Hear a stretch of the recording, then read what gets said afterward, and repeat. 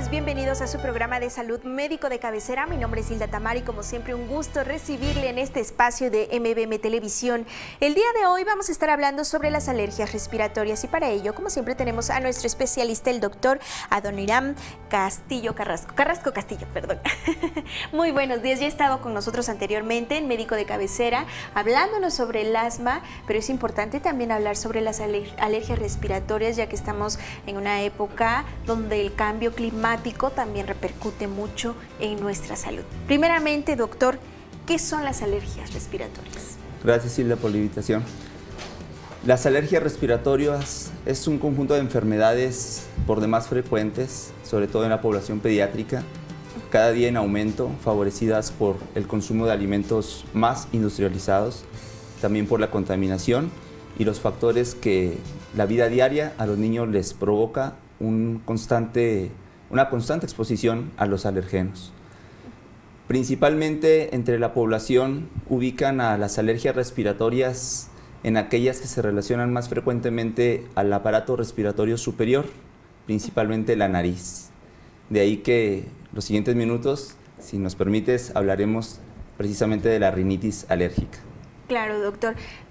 Sí es cierto lo que mencionaba al principio, de que son varias cuestiones las que provocan o producen las alergias, sin embargo, ¿con los cambios climáticos se acentúan?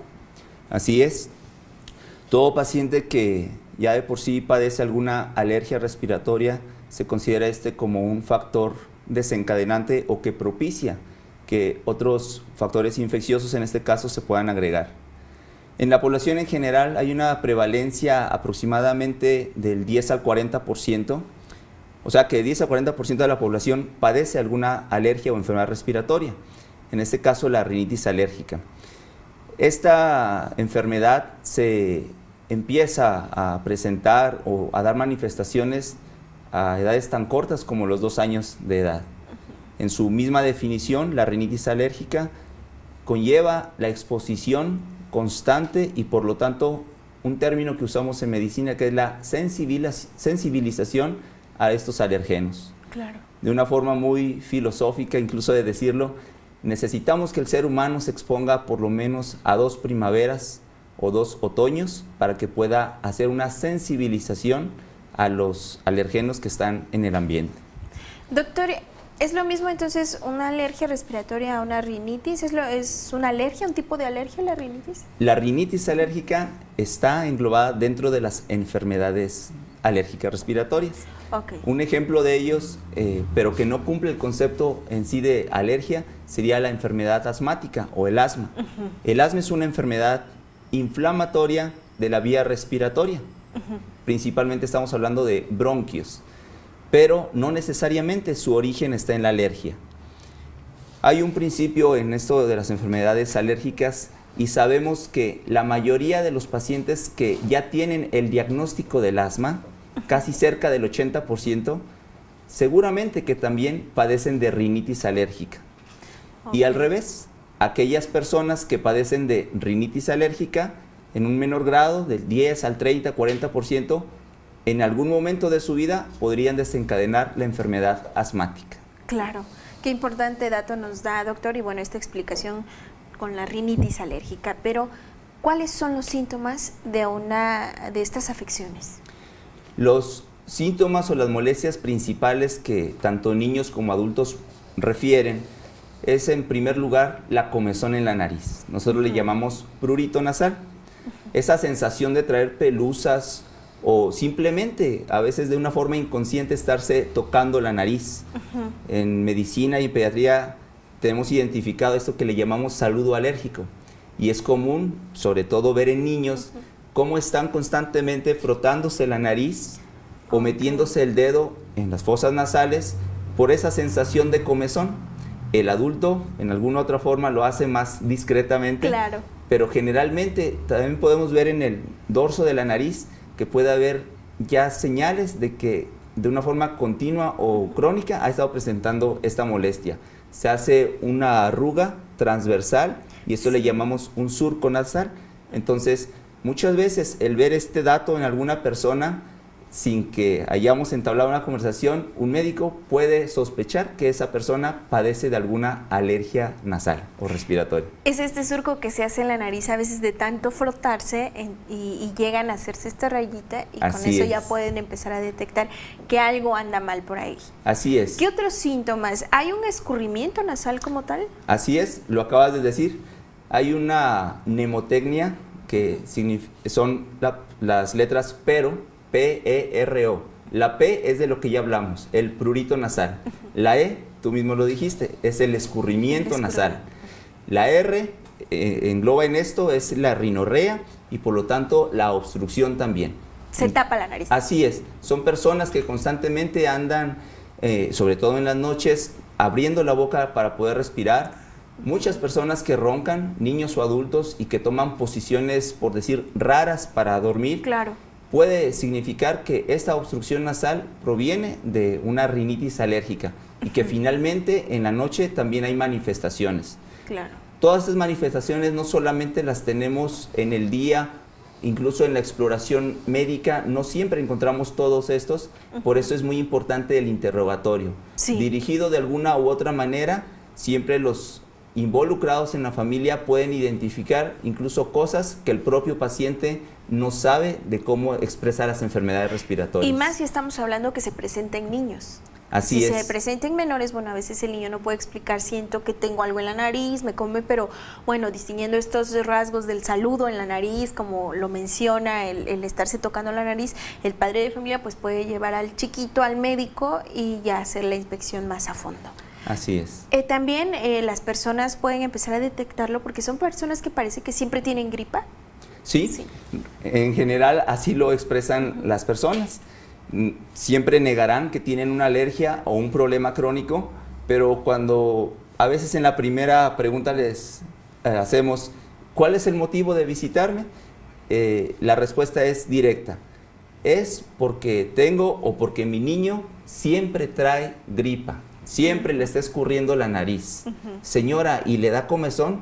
Sí, todo el tiempo se está rascando y se mete tanto los dedos que pienso que ayer le sangró por eso mismo. Y no es tanto por el traumatismo, sino porque la mucosa respiratoria está tan sensible y tan friable que cualquier molestia de estas, incluso la presencia de moco, provoca un sangrado.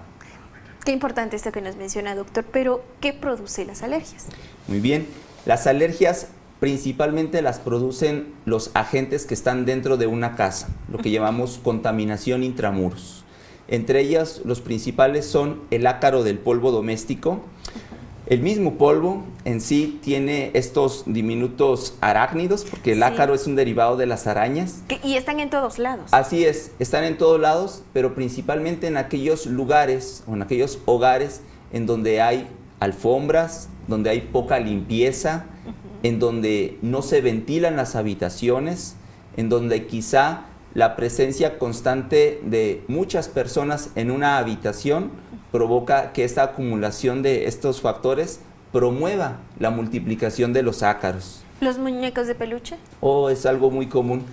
¿Cuántos niños no tienen como un juguete principal incluso para dormir? O algo, ¿no? Así es. Entonces, todo lo que acumule polvo, incluso un ejemplo o la forma en que yo lo interrogo con los padres de los niños, es decirles, si yo fuera en este momento a su casa y me permite entrar a la recámara, si movemos la cama o levanto el colchón, ¿está segura o seguro que no voy a encontrar pelusas y polvo?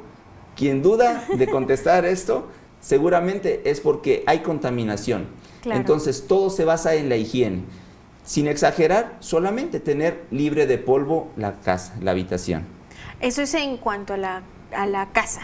Pero en el exterior también el polen o algún otro agente Claro que sí, hay agentes medioambientales y serían las alergias que pues finalmente uno con ser ciudadano sí las puede adquirir por andar transitando. Así es. Las principales son las relacionadas a las plantas y algunos árboles. Sin demeritar que estas tienen una alta prevalencia también, lo respondemos de otra manera.